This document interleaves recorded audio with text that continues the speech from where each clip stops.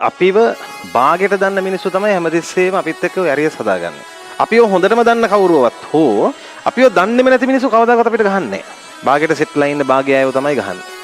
ඔය ගල් ගහන සීමාව ළමයි එක සීමාවක් දක්වා විතරයි වදින්නේ. ඔය සීමාව තරණය කරන එක තමයි අමාරුමත්. හේතුව ගල් ගහන එකම තමයි. පුළුවන් තරම් බාධක දීලා බලනවා වට්ටන්න. ඒක තමයි හේතුවත්. මෙහෙම පිහියෙන් අයින වගේ කියන වචනය පවා අපේ ගමනට බාධාවක් නෙමෙයි. අපිව ගොඩ හිතනවනේ. අන්න ඒක තමයි නොකරන්න ඕන. දියුණුවට අත්‍යවශ්‍ය වෙන්නේ දියුණුව පතන මිනිස්සු විතරයි. ඒක නොපතන මිනිස්සු දියුණුවට අත්‍යවශ්‍ය නැහැ. ඒ නිසා ගල් ගහන අයට ගල් ගහන්න දෙන්න. කාගෙන මේ දුර තරණය කරන්න.